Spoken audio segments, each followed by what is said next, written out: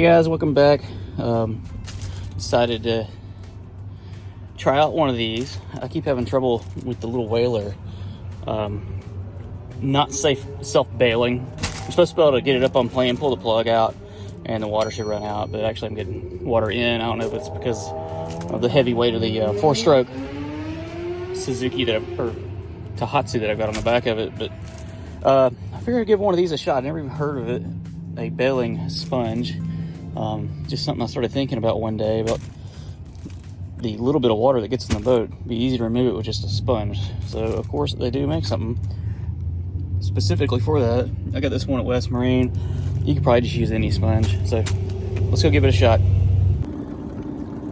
All right, so here we are out on the whaler. Just launched from Cinco Bayou in Fort Walton Beach. We're gonna head over to the marina where we keep the ocean yachts. And this is where the water usually accumulates. It's right above this drain plug.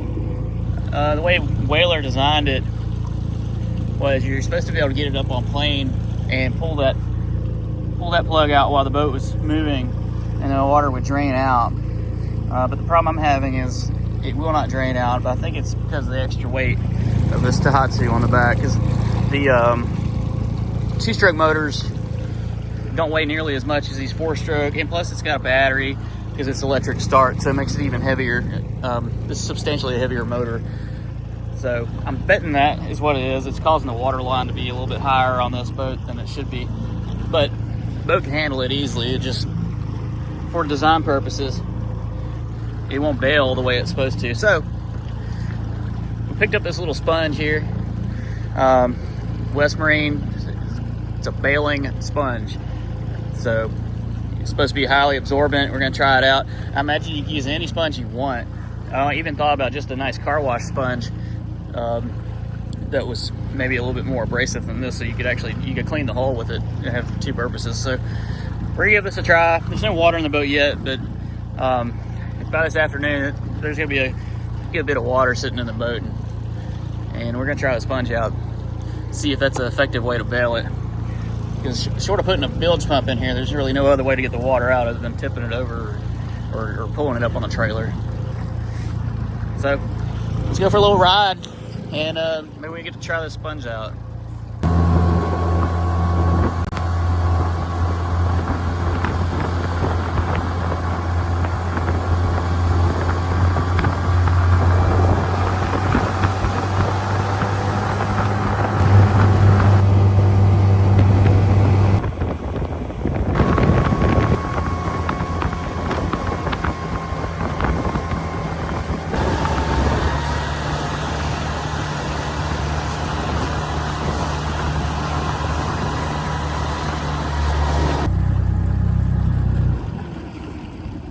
So this is the marina where we keep the bigger boat.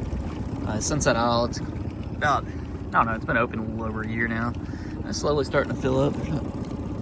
There's a couple new sport fishers out there. Team Harvey. I just went by that boat. Beautiful boat. Well, we're about to pull in here, take care of a few little odd jobs I needed to get done on the boat. Here we are. So here we are at our marina. A few boats in here, not bad. Got a little dingy beach over here. It's kind of fun to come from the house, or come from our little neighborhood boat ramp out to the marina on the dinghy. That's a lot of fun. Here's the one more. Let's see what kind of little odd projects I got laying around that I've never gotten around to. Since it's fall, I'm definitely I'm gonna have some time since we're not out on the water every day, to take care of some of these jobs. Okay, so I got these CO carbon monoxide and smoke detectors that I bought when we got the boat. I wanted them on the boat because the engines and the generator and all that are below the floor in here. You know, and potentially if there's an exhaust leak or something, we would have a carbon monoxide problem that we wouldn't know about until it causes some health problems. I bought two of these the other day. I was down here. I mounted one of them in the hallway. down here. It's about eye level, kind of between all the staterooms and the bathrooms. A lot of air flows through here, so I figured this would be a good spot to put this. I got the other one. I got to figure out where to mount it. But I was reading about the way CO behaves. It's not like smoke, you know, because smoke comes from something hot, and inherently it's going to be warm, so it goes up and settles around the ceiling. So you always put these smoke detectors on the ceiling, not on the floor, of course. But CO behaves a lot differently because it won't necessarily go to the ceiling. So that one down there is probably about knee height if you're standing in the salon. This one, I'm trying to figure out where I want to mount it. I don't want it to, you know, be in some ridiculous place that it really stands out, because I really hate the look of them. But safety-wise, definitely necessary to have one, especially if we're going anchoring out at night and running the generator. You know, I hate to wake up dead. So I need to find somewhere to put this. That's something I can do today. Just gotta figure out where. Then not on the ceiling, not on the floor, somewhere in between.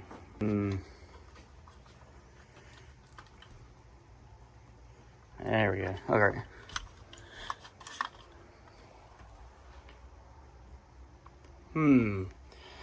Where might be a good spot?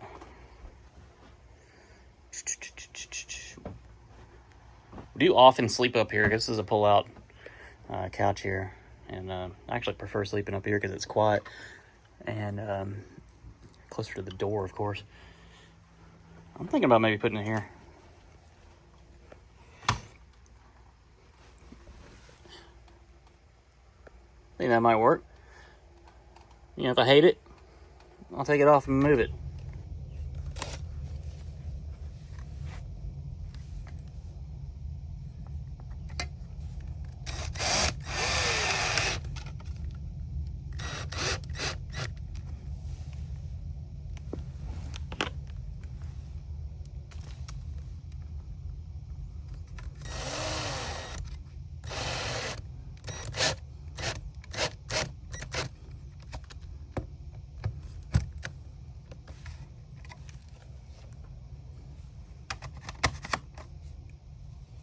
There we go, that'll work for now.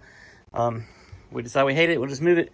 But now we got two working carbon monoxide detectors. Hopefully they never go off, but it's a good peace of mind having them.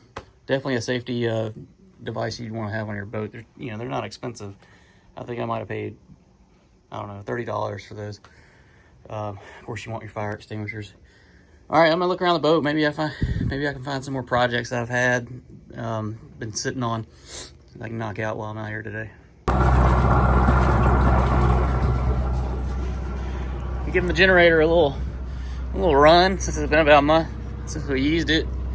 That's that Kohler generator we just put in the boat. And last time I was out here working on the boat, I installed a push button switch up here on the old panel where the Westerby controls were.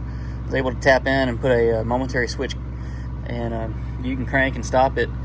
I was told by Kohler, though, that after, I guess, 72 hours, you wouldn't be able to start it from up here. You'd have to go down there and turn the panel on the generator itself, and then you could use the button for, I guess, as long as you wanted, as long as it didn't sit for 72 hours and time out, I guess. But I just came up here, pushed it once, nothing happened. Figured they told me the truth. Pushed it again. Fuel pump came on, it cranked up. So I guess this button also turns the panel on the first time you push it if it's gone to sleep on you. So that's kind of good to know, and I definitely like that, because before I was having to climb down there every time to crank it. You still need to do that, before you take off on the water somewhere. You gotta check all the oil and the coolant and all that and everything. So put your eyes on all the drivetrain down there and just make sure everything's in order. But if you're starting and stopping it, like over the weekend, the button definitely is nice. So everything kind of becomes a mess pretty quick when you're enjoying the boat, and sometimes stuff starts to accumulate that doesn't belong on the boat. This goes on the dinghy, so it's gonna go back to the dinghy. I've also got a bunch of life jackets. I don't know if these are extras or not. I need to count them. I try and keep, I think I've got four or six of these commercial type ones. And then, yeah, of course, the old cheapos. I keep those around. Because you gotta have one for everybody on the boat. So what do I got? Alright, none up here. Usually they're stored there. 1, 2, 3, 4, 5 cheapos. One type 1. I don't know if I'm storing any in here. Nope.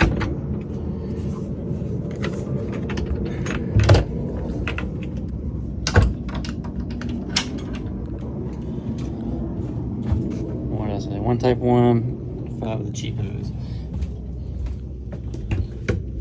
Oh, here we go. 1, 2, 3, 4 type 1s. So that makes 5. And of course, you know, we got our ski vest type stuff and some kit, you know, youth. None of these count though commercially, so if I'm running a charter, the only ones that are counting are the type 1s, the reflective ones. All right, let's see what we got in here. I know I got some in here. I don't. All right. A pillow and a jacket. All right, so what's that leave me? 5, 6, 7, 8, 9, 10. Plus the ski vest, which I don't really count those, so I got 10. I always like to know how many I got on here, because, you know, if me and the neighbors, we invite the neighbors out, we want to load up on the boat. I like to know if I got enough life jackets before we get out here. Well, I just noticed that this latch does not line up with its counterpart here. That's something I can fix real quick.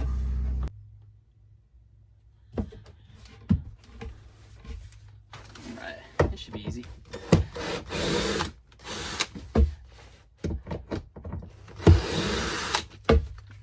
It's one of the little things when you use boat you run into, especially when they have, you know, multiple owners who've all done their own little projects on it. Someone probably put new carpet in here and just didn't install this back where it's supposed to go, or they took the lids, you know, the doors off, and when they put them back they weren't all the same. So I'm just trying to line it up with the little latch. There's lots of rattles and banging, you know, going on in here when the boat's underway. This is probably one of them.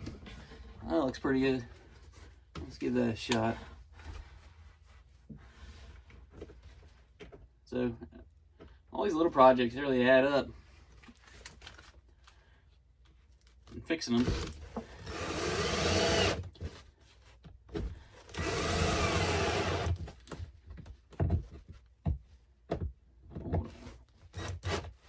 All right, let's try that. And you know, and all of them you fix, just one less thing, and a little bit nicer your boat is. Look at that, awesome. Now I don't know about the other ones. Yeah, this one's fine. Then I got these over here. That one does not latch. Doesn't even have a latch. All right. Same. I don't know if you can see that, but the male part is there, but the female part is missing. But this whole cabinet on this side's got a lot of rot in the floor of it, just from old leaks. There was a leaking cleat on the side of the boat over here, and in a hatch that I've already fixed. So, and this is staying dry now, but this cabinet, you know, it needs to be redone. So I'm not gonna worry about the latches on this side. I'm hoping I can save the mahogany. I guess this is mahogany, but whatever this wood is on the outside, I'm hoping I can refinish it and keep it and just replace the floor. You can see there's some rot right here. Some of the pieces of it, you know, they show up over time. The boat rattling around, bouncing around, you'll start to find stuff like that. But hey, these don't rattle around now. Can mark that off the list. Oh, it's only Tuesday. All right, we kind of ran out of little projects for today. We got the boat filled up with some life jackets to take back to the house. And hey, you wanna go somewhere kind of cool? The tide's coming in. I'm gonna take y'all somewhere.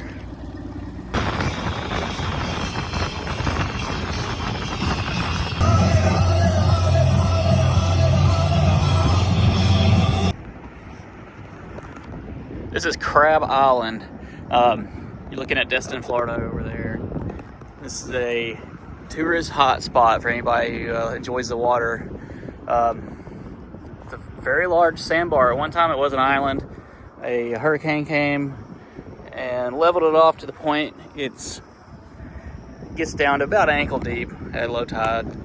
A couple weeks ago, and we actually had a low tide, and there was some sand coming up out of the water. This place is awesome. The water clarity is amazing on an incoming tide like today. You can see the season's kind of over for people that frequent this area. It's November 18th today. 74 degrees. There's a few boats. Kayak over there. There's actually some people over here enjoying a rental pontoon with a slide, and they're in the water. But look at this water. Look at that. It's simply amazing how clear this water is. It looks like you could drink it if it wasn't salt water. So if you've never been to Destin before, or you've never checked out Crab Island, you need to get out here and check it out. Rent a boat, paddleboard over here. If you don't have a way to get here, y'all check out my charter boat company, Destin Boat Company. We can take you here, and there's also many other spots we can take you to that are amazing also, that are a little less known to the tourists. But wow, you cannot, there's just no such thing as more clear water than this. We're just kind of drifting across. It's an incoming tide right now. But even on an outgoing tide, if your vacation doesn't line up with if the tide isn't playing along with your vacation and it's outgoing tide most of the time during the day, you can still come out here and the water is still amazing. It's a little bit more green with outgoing tide, but it's still amazing. You should definitely check it out.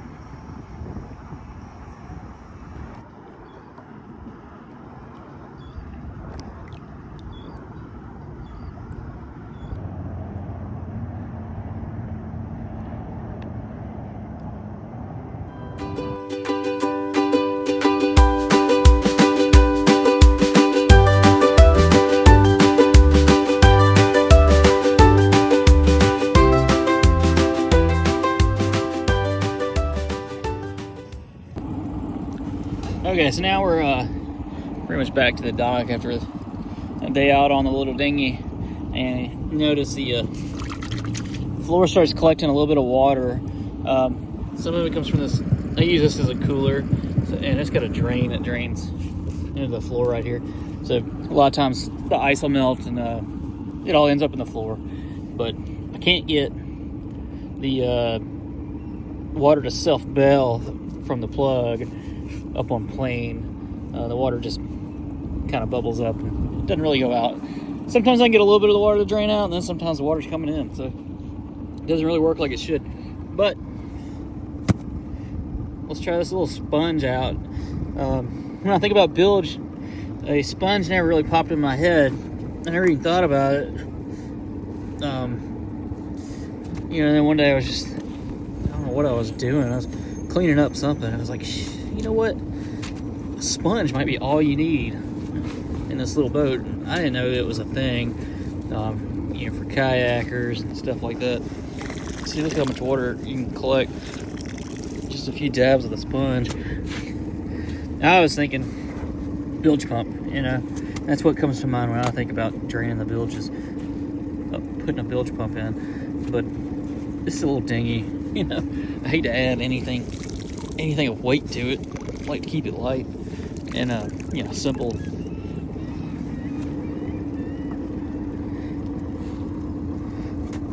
just about. I mean, you can probably get all the water out. You gotta kind of squish the sponge to get down in that hole, so it's kind of hard to pick up the last few ounces, but this really works pretty good.